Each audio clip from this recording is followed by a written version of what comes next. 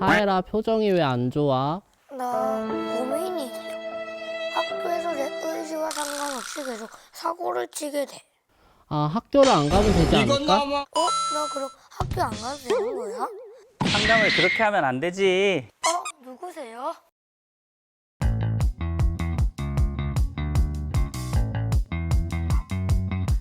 네, 5월 가족의 달을 맞이해서 가족들의 행복과 건강을 염원하는 인구보건복지협회와 함께합니다. 와! 오늘의 주제, 많은 분들이 궁금해하실 것 같습니다. 엄마도 엄마가 처음이야. 네, 오늘 저 노은영 박사와 또 오늘 특별한 우리 게스트분들과 함께 이 고민들 해결하는 시간 가져보도록 하겠습니다. 어떤 문제로 병원을 많이 찾나요? 아무래도 이제 진로 문제 때문에 많이 오기도 네. 하고 아니면 사실 부모님이랑 갈등이 있었는데 이제 학생 때는 얘기를 못 하다가 네. 나중에 이제 성인이 되고 나서야 이제 이게 뭐 친구들이랑 얘기하면서 깨닫기도 하고 하면서도 많이 오는 것 같아요. 아, 그렇죠. 이런저런 고민 때문에 또 약간 네. 마음의 병이 생기기도 하고 그래서 병원을 많이 찾나 봐요. 네. 이상하게 이렇게 정신과, 정신의학과 교수님을 모시니까 이런저런 이야기를 주제와 상관없이 자꾸만 질문하게 되는데 자, 이제 그럼 본론으로 가볼까요? 약간 지금 좀 지루해하는 것 같아서 우리 하예군이. 자, 보겠습니다. 예, 30대도 치료 가능한 거죠? 네, 뭐 30대도 봐주시는 거죠? 네네네 예. 뭐 부탁하시면 입원도 가능합니다. 2번까지. 예. 프리패스로. 네. 입원해야 될 정도 보이나? 예. 오늘의 주제는 또 가정의 달을 맞이해서 이 화목한 가정을 우리가 꾸리기 위해서 가장 또 중요한 게 뭐겠습니까? 가정 안에서의 교육, 아이들과 함께 잘 소통하는 부분이 아닐까 싶습니다. 우리 어린이 대표가 나왔으니까 좀 이야기를 한번 나눠보도록 할게요. 아까 우리 장수에게 고민을 얘기했잖아요. 학교에서 가족놀이를 했거든요. 근데 제가 그렇게 4살째 아기 역을 맡았거든요. 그래서 친구 등이 엎였는데 그 친구가 저보다 무게가 낮거든요. 그래서 그 친구는 넘어져서 그 친구 아파서 소리 크게 질렀거든요. 그래서 저는 그러니까 나는 그렇게 장난을 쳤는데 친구가 내가 의도치 내가 다치게 하려고 한 게 아니었는데 다쳤구나. 많이 놀랬겠어요, 하예리가. 살짝 화도 나고 슬펐어요. 화도 나고 좀 억울한 마음도 있었을 것 같은데 아우 세상에. 교수님 어떻게 보세요, 이런 상황에 대해서? 뭐 많이 억울할 것 같아요. 음. 왜냐면 애들은 나쁜 의도로 하는 건 아닐 네. 테니까. 네. 근데 이제 예? 약간 분위기가 좀 그렇게 됐죠. 저희 아이 노은영이. 괜찮은가요? 노은영 박사에게 다 물어보세요. 모든 걸 해결해 드립니다. 이런 상황들이 아이들이 이렇게 놀면서 많이 일어날 것 같은데 어떻게 이 상황들을 조금 부모로서 이렇게 좀 정리해 보면 좋을까요? 네. 네, 초등학생들이 원래 이제 좀 장난을 많이 치잖아요. 그쵸. 우리 초등학교 들어가면 또래 관계를 배우는 과정에 있는 중인데 당연히 하예리도 그럴 거고 네. 놀이를 통해서 많이 네. 그런 여러 가지 관계들을 배우는데 뭐 게임을 하기도 하고 뭐 스포츠, 축구나 농구를 하기도 하고 아니면 하예리처럼 역할극을 이제 하면서 여러 관계도 배우고 배려심도 배우게 되고 뭐 이타심도 배우게 되고 여러 가지를 학습하게 되는데 그래서 일단 뭐 초등학교 아이들이 이렇게 좀 재미난 장난을 치는 것 자체는 크게 문제라고 보지는 않습니다. 근데 이제 아까 하예리가 얘기한 것처럼 이거는 자칫하면 뭐 하예리도 다칠 수 있었고 다른 친구도 다칠 수 있었으니까 이게 자기한테 해가 되거나 타인한테 해가 될 수 있는 행동은 분명히 좀 제지나 훈육이 분명히 필요할 것 같고 네. 그래서 이런 경우에는 좀 주의를 확실히 줄 필요는 있을 것 같아요. 근데 뭐 이게 아니라 아마 다른 놀이도 많이 할 텐데 그냥 좀 장난기가 그냥 많다 정도는 크게 문제로 보지는 않습니다. 대신 뭐 장난이 너무 지나치다든지 우리 소위 ADHD 이런 거 많이 들어보셨을 테니까 너무 지나치게 산만하다든지 이제 수업을 방해할 정도로 행동이 조절 안 된다든지 그러면 한번 상담을 받아볼 필요는 있을 것 같아요. 그런 특수한 경우에는. 네. 네.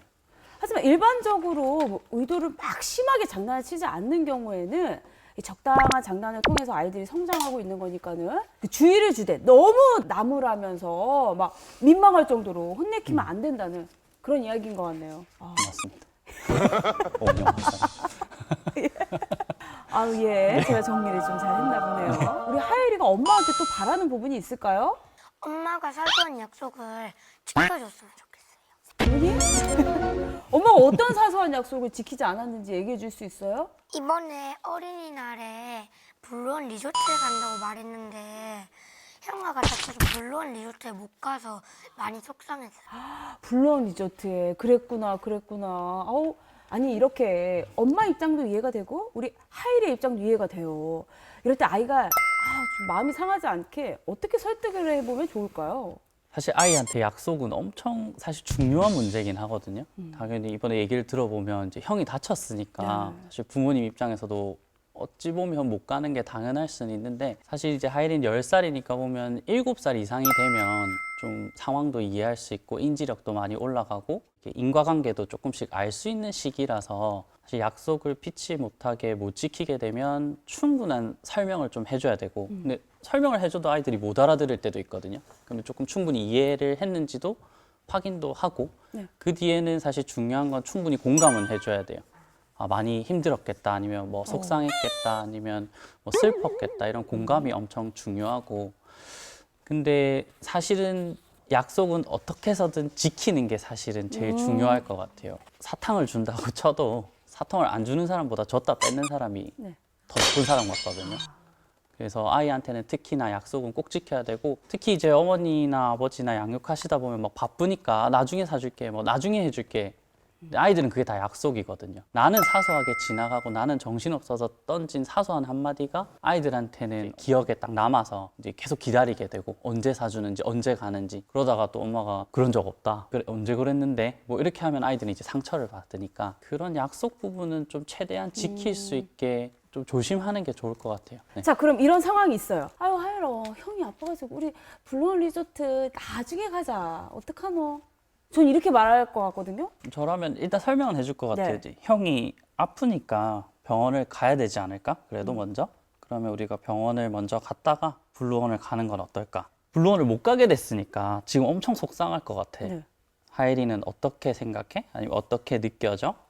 이렇게 먼저 하예리가 계속 자기 얘기를 할 수 있게 좀 얘기를 많이 해주는 게 중요할 것 같아요. 보통 엄마가 나올 수 없는. 왜냐면은 형이 다쳤어. 그리고 이제 우리 하율이는 계속 이제 난 갈 거야. 맞아? 나 갈 거야. 나 불러. 진짜. 가. 맞아? 완전히 다른데. 완전히 달라? 완전히 저라고요. 갈 거야. 이러면 엄마 어떻게? 가만히 있어. 보통은 그렇죠. 엄마도 지금 힘든 거 안 보여? 이렇게 되거든요. 예.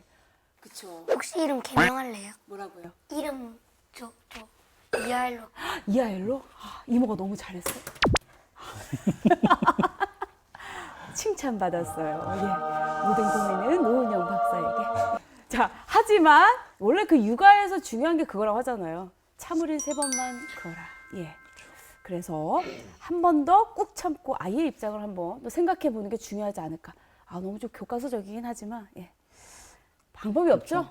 한 템포 쉬는 게 정말 중요한 것 같아요. 한 템포. 약간 한 템포 쉬었다가 뭐라고 얘기할지를 먼저 생각을 하고 가긴 해야죠. 당연히 어머니도 당황하셨을 테니까 뭐 조용히 좀 해라. 네. 지금 그게 중요하냐 하고 싶겠지만 네. 근데 아이 입장은 이해는 하는 것도 있겠지만 어쨌든 못 가는 것 때문에 속상하니까 이건 말고도 아마 약속이 안 지켜졌다고 느껴지는 게 충분히 있을 맞아요. 테니 네. 본인도 모르게 넘어가는 부분들이 이제 그런 것들 때문에 더 속상해하지 않을까 싶어서 얼마나 속상한지 많이 얘기할 수 있게 해주는 것만 해도 정말 괜찮아질 것 같아요. 속상한 감정을 잘 이야기할 수 있도록 도와주는 것도 필요하다. 그리고요, 어른이나 약속은 우리 꼭 지키고 삽시다. 이렇게 엄마가 사소한 약속을 지켜주는 거 말고 우리 교수님께 뭐 어떤 고민 상담 하고 싶은 거 있었어요? 없어요. 와, 고민이 없구나. 근데 요즘 고민이 없어요. 고민이 없어요? 네. 그러면 요즘 어때요? 감정이 어때요? 행복해요? 네. 오, 뭐 할 때? 솔직히 여기 나와서 너무 행복해요. 이렇게 방송국 와서 촬영하는 게 정말 기분이 좋구나. 처음에는 저도 무섭고 긴장했는데 찍고 나니까 하나도 안 무섭고 하나도 긴장이 안 해요. 우리 하율 군이 지금 명언을 얘기했어. 막상 두려운 일이 있지만 직접 해봤을 때 그걸 지금 이겨낸 거잖아. 와, 우리 하율이 오늘 엄청 컸다. 와, 박수. 지금 모든 고민이 보니까 해결이 된 것 같아요. 자, 철수. 고민이 없지만 어린이 대표로 나왔으니까 요즘 어린이들이 굉장히 궁금해하는 부분 어떤 게 있을까요? 엄마한테 고맙다고 말하고 싶은데 어떻게 말해야 될지 모르겠어요. 이게 우리 어린이나 어른이나 마음에는 있는데 표현하는 게 어려워요. 어떻게 하는 게 좋을지 가르쳐야 될 것 같아요, 이것도. 어렵죠. 네. 네. 표현 많이 하고 지내시나요? 굉장히 어렵죠. 네. 굉장히 어렵죠. 어쨌든 표현하는 거는 부모님의 영향이 확실히 제일 큰 것 같아요. 아이한테 표현을 많이 해봐라 하는 것보다 사실 왜 아이는 표현을 잘 안 할까 아이 입장에서 조금 생각을 해봐야 될 네. 문제인데 사실 이렇게 뭐 사회적 참조를 한다, 뭐 이제 미러링이다, 뭐 이렇게 표현을 하는데 결국 아이는 성장하면서 부모님을 보고 배우잖아요.